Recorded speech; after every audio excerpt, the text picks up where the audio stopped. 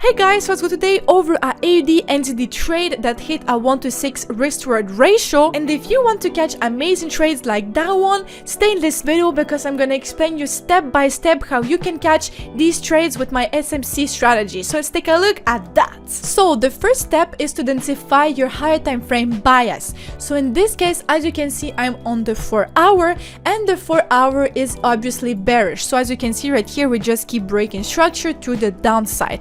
After you identified your overall bias on the 4-hour, you need to identify a valid point of interest on the 4-hour as well.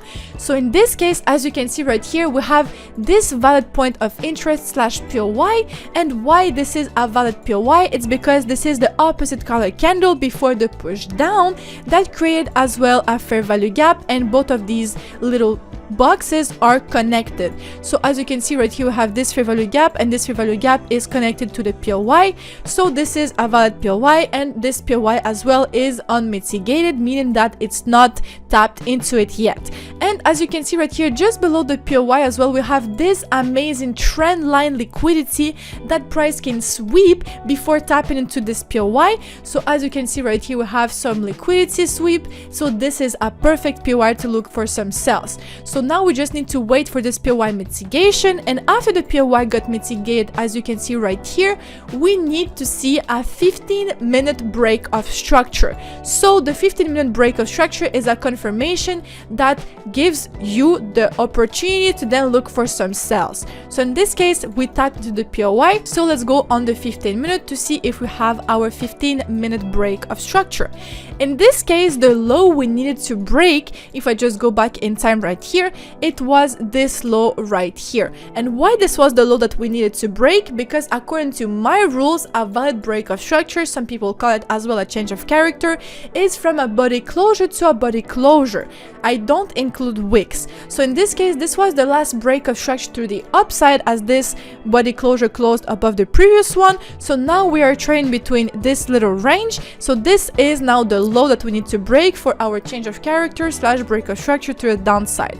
So bam, as you can see right here, during the next candles we broke structure to the downside.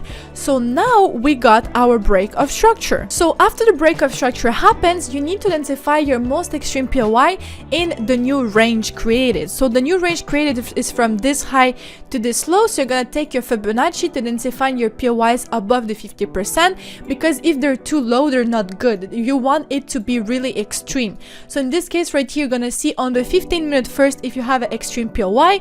In this case, we don't have an extreme POY on the 15-minute, so we can go on a lower time frame. Now we are on the 5-minute. Same thing, on the 5-minute there is no valid POY according to my rules, so we're gonna go on the 1-minute. And on the 1-minute, as you can see right here, we have this beautiful extreme 1-minute POY, and this 1-minute POY as well is connected to a small imbalance right here between these two wicks.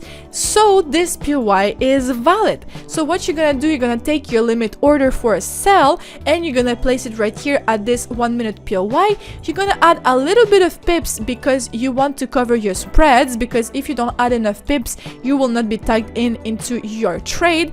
And same thing for your stop loss, you need to add a little bit of pips to your stop loss, exactly for the same reason, because you want to cover your spreads and liquidity sweeps, because sometimes price likes to just push up, sweep some liquidity and then push down. So you don't want to get too close to the range high, because if price wants to sweep some liquidity, you will be out, and we don't want that. We want to stay in the trade. So in this case, what happens, we're gonna have your limit order like this, with your stop loss above the high like that, something like this, and your entry right here. And for a take profit 1, you're gonna target a 1-to-3 risk reward ratio, and for a take profit final, you're gonna target a hourly low. So in this case, the hourly low is this low right here, as you can see. So this will be your take profit final. So of course, let's see what happens. So price pushes down, and bam, we come back into our entry perfectly right here, and let's see what happens. We just completely pushed through the downside.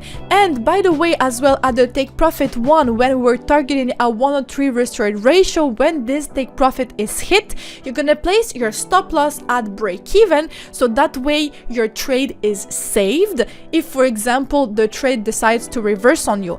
And you're gonna as well take some partials loss to secure some profits. So in this case, this is how the trade looked like. We had an amazing entry and an amazing trade for around a 107, 106 risk to reward ratio, depending on where you entered. So that's it, guys. If you enjoyed this breakdown of this SMC strategy, don't hesitate to like, share, and subscribe to our channel.